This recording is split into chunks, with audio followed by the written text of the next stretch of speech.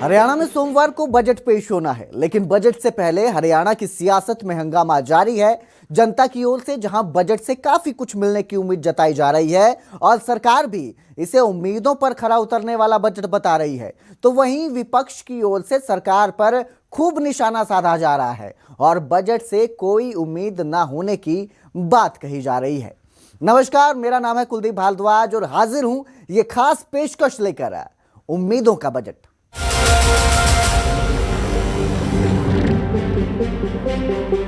विपक्ष चाहता है कि बजट ऐसा आए जिसमें रिपीटेशन ना हो और विकास की बात सिर्फ जुमले बनकर ना रह जाए। लेकिन सरकार जब भी बजट लाती है तो विपक्ष उसे जुमलों से भरा और रिपीटेशन से बता देता है। ऐसे में सवाल यह है कि आखिर विपक्ष को कैसा बजट चाहिए।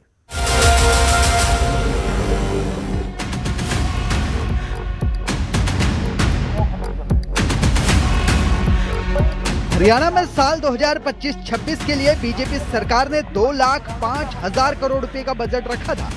देखा जाए तो यह हरियाणा के इतिहास का सबसे बड़ा बजट था और शायद इसीलिए सरकार इस बजट को नायाब बजट बता रही थी। लेकिन विपक्षी पार्टियों के विधायकों ने इस बजट को रिपीटेशन बता दिया। इसलिए अब जब सोमवार को फिर से बजट पेश होना है तो सवाल यही उठ रहे हैं कि क्या विपक्ष को बजट रास आएगा। इस सवाल का जवाब जानने के लिए न्यूज़ 18 की टीम ने विपक्ष के उन विधायकों से ही बात की जो पिछली दफा बजट पर सवाल उठा चुके थे।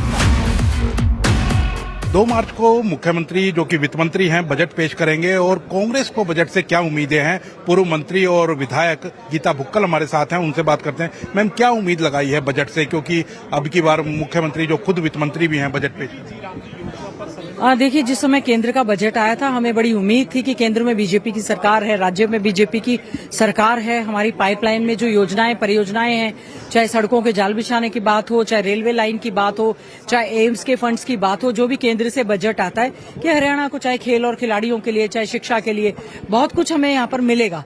लेकिन केंद्र की ओर से राज्य के लिए बजट में कुछ भी ऐसा प्रावधान नहीं किया गया जिसको हम कह सकें। और हम चाहते हैं हरियाणा का जो बजट माननीय मुख्यमंत्री जी जो स्वयं वित्त मंत्री हैं जो बजट पेश करेंगे उसमें विशेष तौर से शिक्षा पर पूरा जोर देना चाहिए, जो कि इनके एजेंडा और सब्जेक्ट से ही गायब है। शिक्षा तो स्कूल लगातार बंद कर रहे हैं, आप तो शिक्षा पर आपका पूरा ध्यान ही नहीं है। स्वास्थ्य सेवाएं आज पूरी तरह से चरमरा चुकी हैं।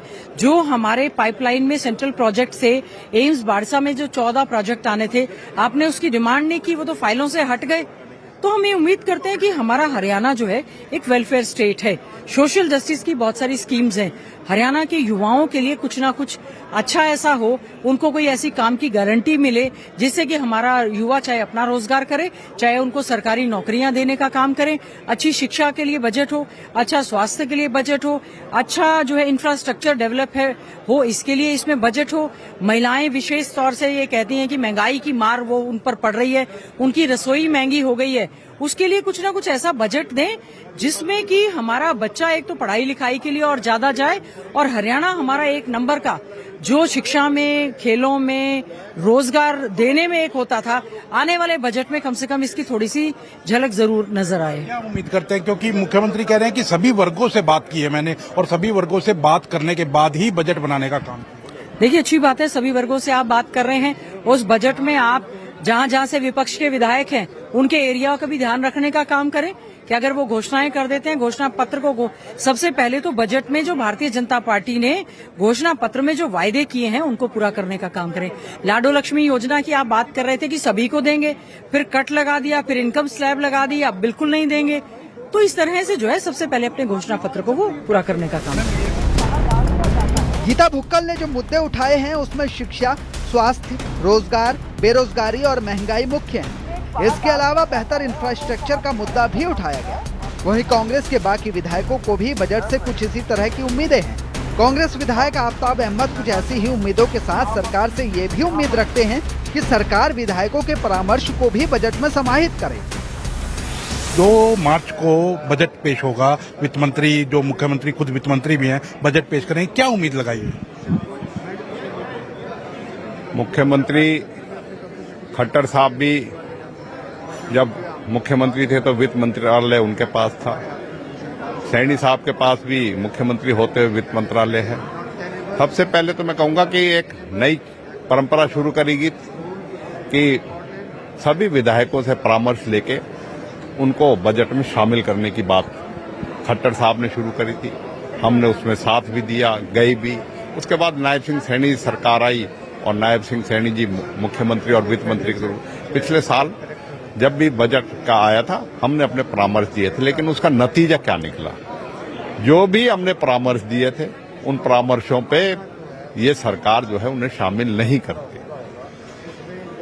जब विधायकों से प्रपोजल लेके और उनको शामिल ही नहीं करना, तो विधायकों के पास तो प्रेरोगेटिव है कि वो विधानसभा में अपनी बात जब पेश होएगा जब अपनी रख देंगे। इसलिए हमने पहली बात तो पिछली आपकी बार उसको बॉयकॉट किया था मुख्यमंत्री के इनविटेशन को कि हम आपके सामने, क्योंकि जब बातें रखते हैं उनको आप सम्मिलित करते नहीं हो, हम भी जनता की हित की करते हैं। और इसके साथ साथ प्रदेश में कर्जे का भार पड़ रहा है, अभी भी पड़ रहा है। अब डिस्कॉम्स का भी 30,000 करोड़ का जो है नुकसान में जा रही है। नुकसान बढ़ रहा है, लेकिन पैसा जो है अपनी बीजेपी ने अपनी चुनावी वादे जो करे, लाडो योजना जो थी उसी में देख लो, किसको सब महिलाओं को देंगे, 2100 देंगे। अब कितनी महिलाओं को दिया? करोड़ों महिलाओं के बदले दिया लाखों में भी क्या कर दिया? 1000 अब देंगे, 1000 बैंक में देंगे। ये लीपापोती कर रही है सरकार जो है। ये सरकार पूंजीगत व्यवस्था में फेलियर है, कर्जा बढ़ रहा है, कैपिटल एक्सपेंडिचर करने के लिए इनके पास पैसा नहीं है। सारी परियोजनाएं जो है लंबित पड़ी हैं सिर्फ पैसे की वजह से। मैं समझता हूं कि राज्य की वित्तीय हालात ठीक नहीं है और राज्य सरकार अपने वित्तीय प्रबंधन में सही तरीके से, मैंने ज्यादा उम्मीद नहीं करते कि आने वाले बजट में कोई ऐसा ये सरकार जो है इसको वित्तीय प्रबंधन की तरफ अगर काम करेगी तो उसका देखेंगे। लेकिन लगता नहीं कि वित्तीय प्रबंधन सिर्फ इवेंट मैनेजमेंट करके, अपनी वाहवाही करके, झूठी वाहवाही करके सत्ता में रहना चाहते हैं। कांग्रेस को लगता है कि सरकार ना तो इंफ्रास्ट्रक्चर को बेहतर बना पा रही है, ना ही बेरोजगारी को कम कर पा रही है, ना ही महिलाओं और किसानों के लिए कुछ खास योजना चलाई जा रही है। कांग्रेस का आरोप ये भी है कि सरकार अपने वादों को ठीक से नहीं पूरा कर रही है। इन्हीं आरोपों को लेकर कांग्रेस की ओर से लगातार सरकार को बजट और विकास के मुद्दे पर घेरा जा रहा है। चंडीगढ़ से अंकित दुदानी, न्यूज़ 18 पंजाब हरियाणा।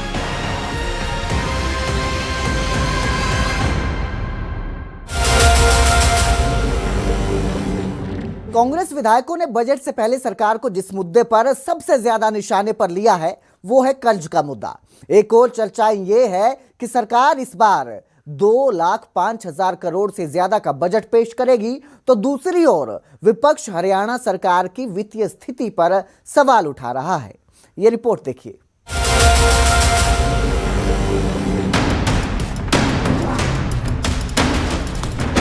विधानसभा के बजट सत्र में पिछले दिनों खूब हंगामा बरपा। इस हंगामे के पीछे की सबसे अहम वजह भ्रष्टाचार, बढ़ता अपराध और कर्ज का मुद्दा रहा। विपक्ष ने सरकार को लोगों की सुरक्षा से लेकर कर्ज के मुद्दे पर घेरा, जिसके जवाब में मुख्यमंत्री नायब सैनी ने यह दावा किया कि हरियाणा में हर नागरिक को सतर्क, सुरक्षित और सम्मानित बनाया जा रहा है। माननीय प्रधानमंत्री नरेंद्र मोदी जी के कुशल नेतृत्व में हमारी डबल इंजन सरकार प्रत्येक नागरिक को सशक्त, सुरक्षित, सम्मानित बनाने के लिए संकल्प के साथ गति से काम कर रही है। एक और सीएम नागरिकों को सुरक्षित और सम्मानित बनाने का दावा करते हैं, तो दूसरी ओर कांग्रेस के विधायक ये पूछ रहे हैं कि सरकार ने हरियाणा पर इतना कर्ज क्यों बढ़ाया, हरियाणा के लोगों का पैसा कहां गया, शिक्षा, स्वास्थ्य और रोजगार पर पैसा क्यों नहीं लगाया जा रहा है। कैथल से विधायक आदित्य सुरजेवाला हमारे साथ हैं, उनसे बात करते हैं। आदित्य जी, क्या उम्मीद रखते हैं, क्योंकि मुख्यमंत्री जो खुद वित्त मंत्री भी हैं बजट पेश करने वाले हैं? जैसे हमने केंद्र के सरकार के बजट में देखा, ये बजट ना किसानों के बारे में होने वाला, ना नौजवानों के बारे में होने वाला, ना हमारे SC-BC साथियों के बारे में होने वाला, ना हमारे महिला बहनों के बारे में होने वाला, क्योंकि ये भाजपा सरकार कंप्लीटली फेल है। ये कंप्लीटली इन डेट, कर्ज में इतना ज्यादा कर्ज ले लिया है इस भाजपा सरकार ने कि वो अपना इंटरेस्ट चुकाते ही सारा बजट खर्च देती।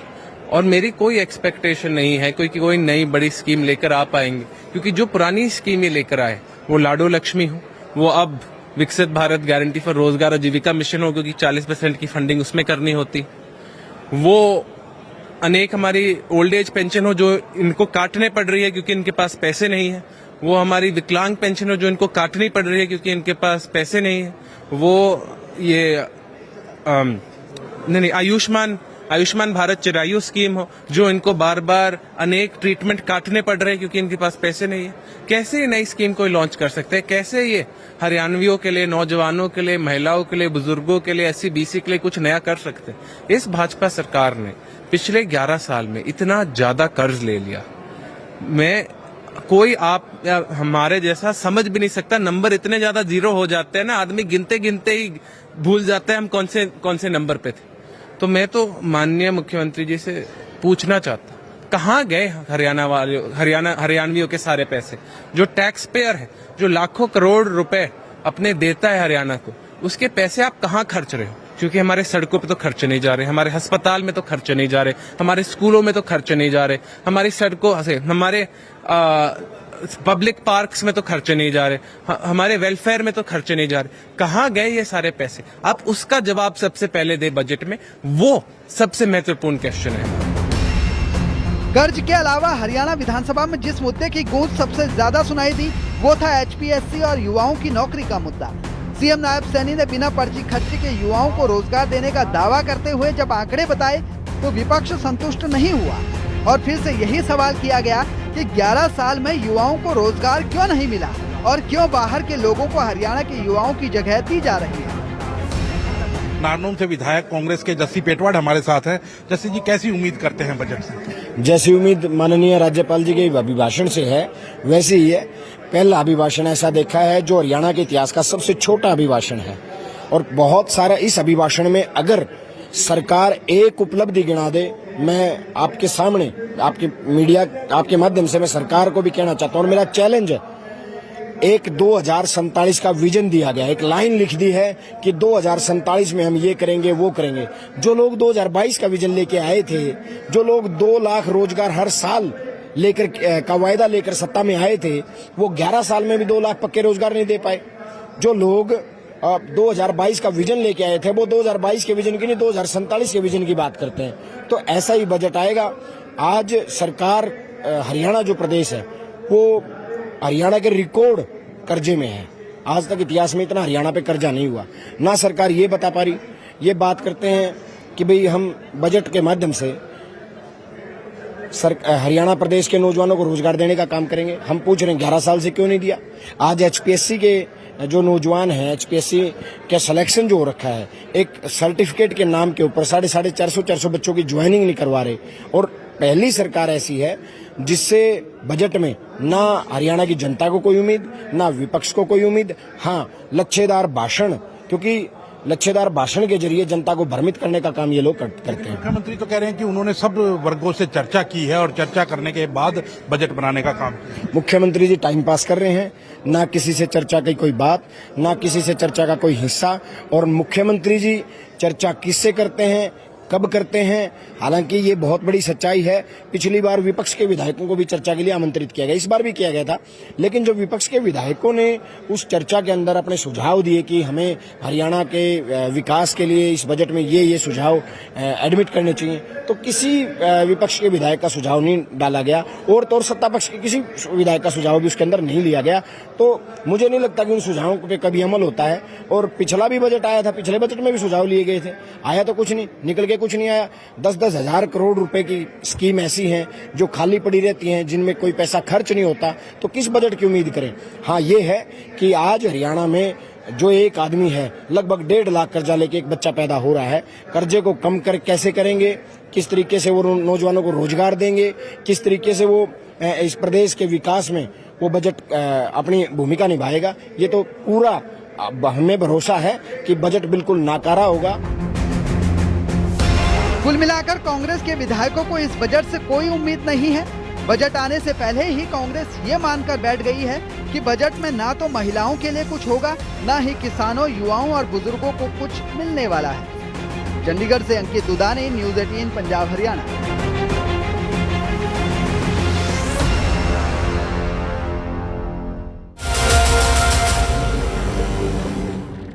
मुद्दों की बात विपक्ष कर रहा है, उन्हीं मुद्दों पर सदन में कई बार हंगामा हो चुका है।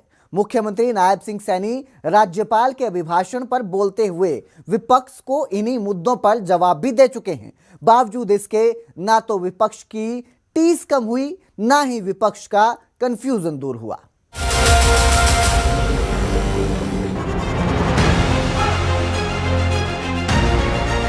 अब सवाल ये उठता है कि हर बार बजट से पहले और बजट के बाद विपक्ष जनता के लिए कुछ न मिलने और कुछ न होने का राग क्यों अलापता है। इस सवाल का जवाब कांग्रेस के उन्हीं नेताओं से जानिए जो पिछली बार बजट के बाद भी सवाल उठा रहे थे और इस बार बजट से पहले भी सवाल ही उठा रहे हैं।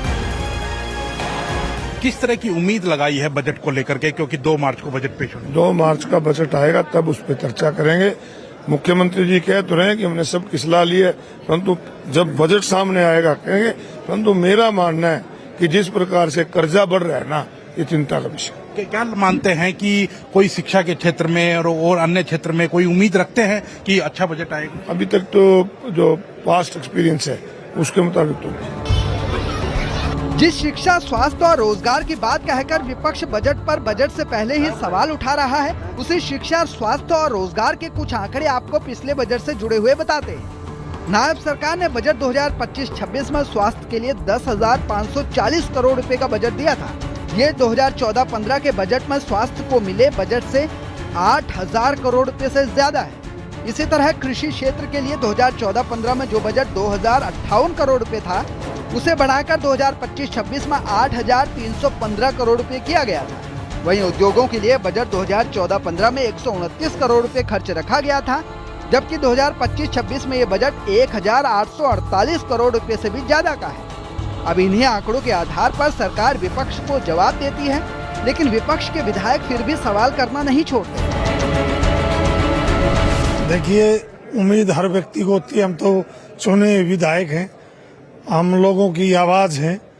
उम्मीद है हमने कि हरियाणा की सरकार युवाओं के रोजगार की परियोजना लेके आए, विकास की गति देने का काम करे बजट में, शिक्षा की बात करे बजट में, युवा खेल खिलाड़ियों की बात करे बजट में। हम चाहते हैं कि इस हरियाणा प्रदेश को विकास और उन्नति की तरफ लेके जाने वाला बजट आए। उम्मीद भी है, उम्मीद रखनी भी चाहिए, उम्मीद रखेंगे भी। लेकिन हमने जो इनके आओ भाव है, लगातार 11 साल हो गए बीजेपी की सरकार ने, इनका जो स्वभाव और जो भाव है, जो उनके काम और कर्म है, उनसे हमें ये नहीं लगता। हमने ये लगता है कि फिर कर्ज बढ़ाने का ये काम करेंगे और हरियाणा प्रदेश पर जो हमारा अनुमान है, बाकी तो बजट में बताएंगे, 6 लाख करोड़ से भी ज्यादा कर्ज बढ़ाने की में उम्मीद और आशंका है।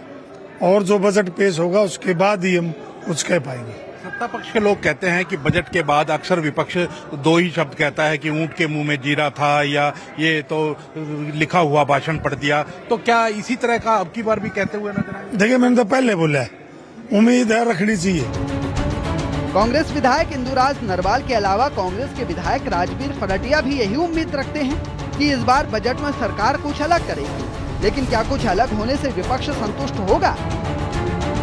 उम्मीद तो बहुत ज्यादा है। हरियाणा प्रदेश के युवाओं को, हमारे किसानों को, हर वर्ग को उम्मीद है। लेकिन 2025 का जो बजट देखा होगा आपने, बड़ी उम्मीद थी। लेकिन बजट के बाद आप लोगों ने देखा, उसमें ना तो किसान की कोई बात थी, ना रोजगार की बात थी, ना उसमें किसी ये जो बात करते हैं कि हम महिला सम्मान करते हैं। आज किस तरह के हालात जो प्रदेश में बने, तो ये सब आपके सामने है। क्या लगता है कि अब की बार कर्ज से कुछ राहत मिलेगी? क्योंकि पहले भी आप लोगों ने कहा कि कर्ज बढ़ गया है। कर्ज तो आए हर सेशन में है ना, हर बजट में कर्ज बढ़ता ही जा रहा है, घटने का तो नाम ही नहीं ले रहा। प्रदेश में ना किसी कोई काम हो रहा है और फिर भी कर्ज बढ़ रहा है। मुख्यमंत्री कहते हैं कि मैंने सब वर्गों से बात करने के बाद अब की बार बजट बनाने का काम। आज आप देखते हो कि हम कम से कम मैं मेरे क्षेत्र की बात करूं, किसानी से जुड़ा हुआ है। 2023 से किसान वहां पर धरने पर बैठे हुए हैं। जहां एमएसपी की बात करते थे, किसान की आमदनी दुगुनी करने की बात करते थे, ना तो उसका भाव मिलता है, ना किसान को सही समय पर खाद मिलती है, ना पानी मिलता है। जो हालात आज प्रदेश के हैं, हर वर्ग दुखी है। कांग्रेस विधायकों की तरह ही इनेलो के विधायकों के सुर भी बजट को लेकर एक जैसे ही नजर आए। इनेलो विधायक आदित्य चौटाला से जब बजट पर सवाल पूछा गया तो उन्होंने किसानों का मुद्दा उठाते हुए सरकार को घेरना शुरू कर दिया। आदित्य जी कैसे देखते हैं बजट पेश होगा 2 मार्च को, क्या उम्मीदें लगाई? देखिए, जिस हिसाब से इन्होंने किसानी, एग्रीकल्चर में और इरिगेशन में बजट की कटौती करी है और जो राष्ट्रपति इसके गवर्नर के एड्रेस में दिया गया है उसमें कटौती है, तो मुझे लगता है कि इस दफा शायद इनकी सोच ये है कि ये क्योंकि किसान विरोधी और गरीब के लिए भी मुझे लगता नहीं कि बीपीएल परिवार के लिए भी कोई बड़ी चीज होगी, क्योंकि सरकार का जो इनका ये बोझ है, जो डेप्ट है, वो इस दफा और बढ़ेगा। और केंद्र सरकार ने जो मनरेगा में 60-40 रेशो किया है, जब 10-90 के अनुपात में भी कुछ नहीं था, तो ये 40% और 60% में क्या लोगों को दे पाएंगे। देखते हैं जब बजट ये रखेंगे, निश्चित तौर पे जहां कहीं इनको लगेगा हम लोगों को, लोकदल को गलत है, इनका विरोध करेंगे इस बात में। बहरहाल अब इंतजार विपक्ष को भी बजट का ही है और जनता को भी। सरकार इस बार के बजट को जनता का बजट कहकर संबोधित कर रही है और अब जनता के इस बजट में जनता को कितनी सौगातें मिलती हैं वो कुछ ही घंटों बाद सबके सामने होगा। लेकिन सवाल अभी भी वही है, क्या इससे विपक्ष संतुष्ट होगा? चंडीगढ़ से अंकित दुदानी, न्यूज़ 18 पंजाब हरियाणा।